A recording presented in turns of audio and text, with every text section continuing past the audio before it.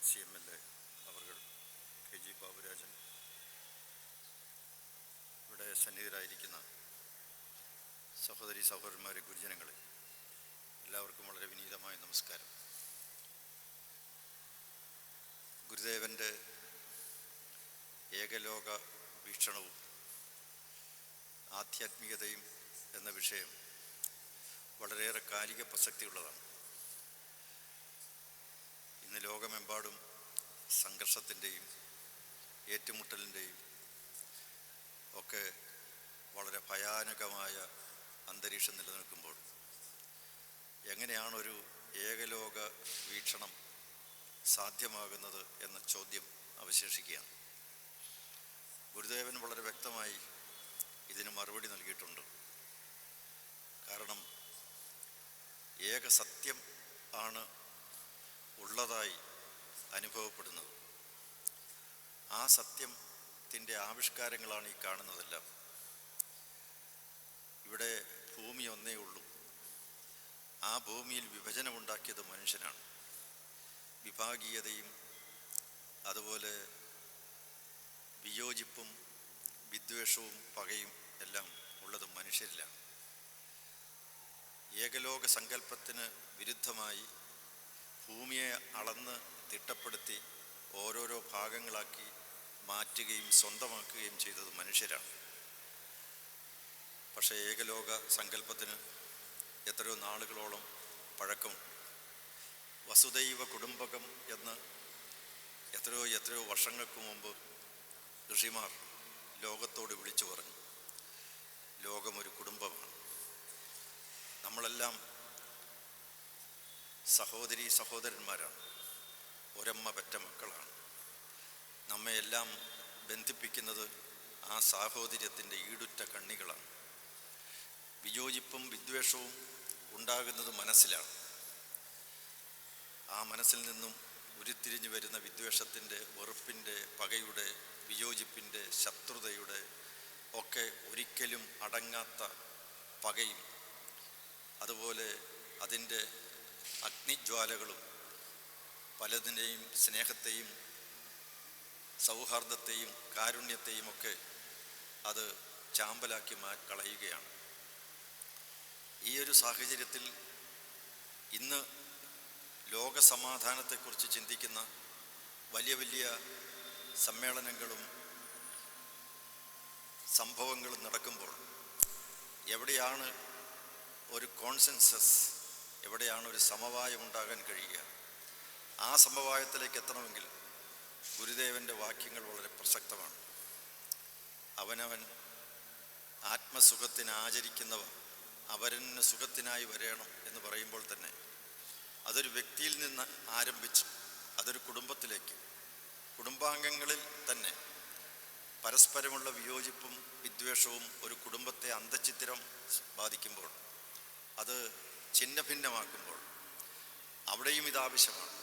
ഓരോ സഹോദരങ്ങൾ തമ്മിൽ ഓരോരുത്തരുടെയും സുഖത്തിന് വേണ്ടി ആചരിക്കുന്നത് മറ്റ് സഹോദരങ്ങളുടെയും സുഖത്തിനായി വരയണം.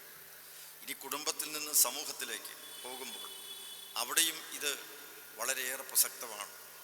അത് ഒരു സമൂഹത്തിൻ്റെ അപ്പുറത്തേക്ക് ഒരു നാട് എന്നുള്ള നിലയ്ക്ക് ചിന്തിക്കുമ്പോൾ, ഒരു ലോകം എന്നുള്ള നിലയ്ക്ക് നമ്മൾ ചിന്തിക്കുമ്പോൾ, ഓരോ രാഷ്ട്രവും വേലി കെട്ടിത്തിരിച്ച് സ്വന്തം എന്ന് കരുതി മുന്നോട്ടേക്ക് പോകുമ്പോൾ മറ്റ് രാജ്യങ്ങളുമായും ഇതുപോലെ ആത്മസുഖത്തിന് ആചരിക്കുന്നത് അവരന് സുഖത്തിനായി വരയണം എന്ന ചിന്ത വിപുലമാകുമ്പോൾ, വ്യാപകമാകുമ്പോൾ, വിശാലമാകുമ്പോഴാണ് ആ ഏകലോക സങ്കല്പത്തിൻ്റെ അർത്ഥം നമുക്ക് അർത്ഥതലങ്ങളിലേക്ക് നമുക്ക് കടക്കാൻ സാധിക്കുക.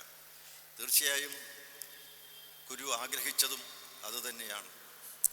മനുഷ്യൻ ഉണ്ടാക്കുന്ന വിഭാഗീയതകളും വേർതിരിവുകളും മതിൽക്കെട്ടുകളും വേലിക്കെട്ടുകളുമെല്ലാം അവനെ സങ്കുചിതത്തിലേക്കാണ് നയിക്കുന്നത്. അവനെ ഇല്ലായ്മയിലേക്കാണ് കൊണ്ടുവരുന്നത്. അതിൽ നിന്നും വികസിച്ച് മാനവികതയുടെ വിശാലമായ ചക്രവാളത്തിൽ ചിറകടിച്ച് പറന്ന് നടക്കാൻ ഓരോരുത്തർക്കും കഴിയണമെങ്കിൽ ആ ഗുരുവചനങ്ങൾ നെഞ്ചിലേറ്റിയേ മതിയാകും. ഇന്നതാണ് ആവശ്യം. ഈ അതീന്ദ്രിയ സത്യത്തിൻ്റെ വ്യാഖ്യാനങ്ങളിൽ മാത്രം ഒതുങ്ങിയായിരുന്നില്ല ഗുരു ദർശിച്ചത്. അവയ്ക്ക് പ്രായോഗികമായൊരു കർമ്മപദ്ധതി ആവിഷ്കരിക്കുകയുണ്ടായി. അതുകൊണ്ടാണ് അദ്ദേഹം ഗുരുദേവനെ ഒരു യോഗിയായി, സന്യാസിയായി, സാമൂഹ്യ പരിഷ്കർത്താവായി, അതുപോലെ ഒരു മഹാത്മാവായി, ഒരു ഋഷിയായി, ഒരു വിശ്വഗുരുവായി ഒക്കെ കരുതുന്നതും വിശ്വസിക്കുന്നതും ആരാധിക്കുന്നതും അതുകൊണ്ട് തന്നെയാണ്. അത്ര വിശാലമായ ഒരു ക്യാൻവാസിലാണ് അദ്ദേഹം ഈ ഒരു സമൂഹ രചന നടത്തിയത്. അത് ബഹുവർണ്ണമായിരുന്നു. പല വിധത്തിലുള്ള വർണ്ണങ്ങൾ കണ്ടെത്തി ആസ്വദിച്ചെങ്കിലും അതിനെല്ലാം ആധാരമായി നിൽക്കുന്ന ഒന്നിനെക്കുറിച്ചായിരുന്നു അദ്ദേഹം ഊന്നിപ്പറഞ്ഞിരുന്നത്. ആ ഒന്ന് ഏകാത്മത എന്ന് പറയുന്നത്, അതിലായിരുന്നു ഊന്നൽ കൊടുത്തിരുന്നത്. അതിൽ അടിത്തറയിൽ നിന്നുകൊണ്ടാണ് വ്യത്യസ്തങ്ങളായ, വിഭിന്നങ്ങളായ, അതുപോലെ വൈവിധ്യമാർന്ന ഒരു സാമൂഹ്യ സൃഷ്ടിയെക്കുറിച്ച് അദ്ദേഹം ചിന്തിച്ചത്. അതെല്ലാം ഭാരതീയമായ ദാർശനിക പാരമ്പര്യത്തിലെ ആ അദ്വൈത സങ്കല്പത്തിൽ നിന്നും അദ്ദേഹം ഉരുത്തിരിഞ്ഞ ഒരു ആത്മീയ ദർശനമായിരുന്നു അദ്ദേഹം ഉൾക്കൊണ്ടത്. അതുകൊണ്ട് തന്നെ ഒരു മാറ്റത്തെക്കുറിച്ച് ഉള്ള കാഴ്ചപ്പാട് അദ്ദേഹത്തിനുണ്ടായിരുന്നു. സാമൂഹ്യ പരിവർത്തനത്തെക്കുറിച്ചുള്ള കാഴ്ചപ്പാടുണ്ടായിരുന്നു. ഇന്നും അത് കാത്തു സൂക്ഷിക്കുന്നു എന്നുള്ളതാണ് വസ്തുത. കാരണം ഈ അടുത്ത കാലത്ത് തന്നെ ശിവഗിരി മഠത്തിൽ നിന്നും സന്യാസി ശ്രേഷ്ഠന്മാർ ലോകത്തിൻ്റെ എത്രയോ ഭാഗങ്ങളിൽ സഞ്ചരിച്ചു. മാർപ്പാപ്പയെ കണ്ടു, വത്തിക്കാനിൽ പോയി, ഗുരുദേവ ദർശനങ്ങളെക്കുറിച്ച് ആശയവിനിമയം നടത്തി. അതുപോലെ ദുബായിൽ പോയി അവിടുത്തെ ക്രൗൺ പ്ലാസയിൽ സമ്മേളനം നടന്നു, ലണ്ടനിൽ സമ്മേളനം നടന്നു. ലോകത്തിൻ്റെ വിവിധ ഭാഗങ്ങളിൽ അങ്ങനെ സമ്മേളനങ്ങൾ നടത്താൻ കഴിഞ്ഞത് എന്തുകൊണ്ടാണ്? അവിടെയൊക്കെ ആ സ്വീകാര്യത കിട്ടിയത് എന്തുകൊണ്ടാണ്? അത് ഗുരുദേവൻ്റെ ഏകലോക വീക്ഷണത്തിന് ഉള്ള പ്രസക്തി ഉള്ളതുകൊണ്ട് തന്നെയാണ്. ആധ്യാത്മികതയായിരുന്നു അതിൻ്റെ അടിത്തറ എന്ന് പറയുന്നത്. ആധ്യാത്മികത എന്ന് പറയുന്നത് ഒരാളുടെ വേദന, ആരുടെയും വേദന സ്വന്തം വേദനയായി കാണാൻ സാധിക്കുമ്പോഴാണ്. മറ്റൊരാളുടെ വേദന അത് എൻ്റെ വേദനയാണ്, മറ്റൊരാളുടെ കണ്ണുനീർ എൻ്റെ കണ്ണുനീരാണ് എന്ന നിലയിലേക്ക് ഒരാൾക്ക് ഉയരുന്നതാണ് ആധ്യാത്മികമായി ഉയരുക എന്ന് പറയുന്നത്. എല്ലാം ഈശ്വര സ്വരൂപമാണ് എന്ന് കാണാൻ സാധിക്കുന്നത് എപ്പോഴാണ്? അപ്പോഴാണ് സങ്കുചിതത്തിൽ നിന്നും, ഇടുങ്ങിയ ചിന്താഗതിയിൽ നിന്നും, നിക്ഷിപ്ത താല്പര്യങ്ങളിൽ നിന്നും ഒരു വിമോചനം ഉണ്ടാകുന്നത്. അത് ഒരാളുടെ സ്വാതന്ത്ര്യമാണ്. സ്വാതന്ത്ര്യം അപ്പോഴാണ് അയാൾ വിമോചനത്തിൻ്റെ ഒരു വിഹായസിലേക്ക് ഉയരുകയാണ്. അയാൾ സംഗീതത്തിൻ്റെ ചങ്ങലക്കെട്ടുകൾ പൊട്ടിച്ചെറിഞ്ഞ് സ്വാതന്ത്ര്യത്തിൻ്റെ വിഹായസിലേക്ക് പോകുന്നത് അപ്പോഴാണ്. അതാണ് ആധ്യാത്മികത എന്ന് പറയുന്നത്. അത് തന്നെ ഒരു ഏകലോക വീക്ഷണത്തിൽ നമ്മൾ ചിന്തിക്കുമ്പോൾ അത് ആധ്യാത്മികതയിൽ ഉറച്ചു നിന്നുകൊണ്ടുള്ളതാകുമ്പോഴാണ് അതിൻ്റെ അർത്ഥതലങ്ങൾ നമുക്ക് ഉൾക്കൊള്ളാൻ സാധിക്കുക. ഏതായിരുന്നാലും ഈ സമ്മേളനം അങ്ങനെ ഒരു വലിയ മഹാസന്ദേശമാണ് ലോകത്തോട് വിളിച്ചു പറയുന്നത്. അത് ഉൾക്കൊള്ളാൻ സമൂഹം തയ്യാറാകട്ടെ എന്ന് മാത്രം പറഞ്ഞുകൊണ്ട് ഞാൻ എൻ്റെ വാക്കുകൾ ഉപസംഹരിക്കുന്നു. നന്ദി, നമസ്തേ. അടുത്തത്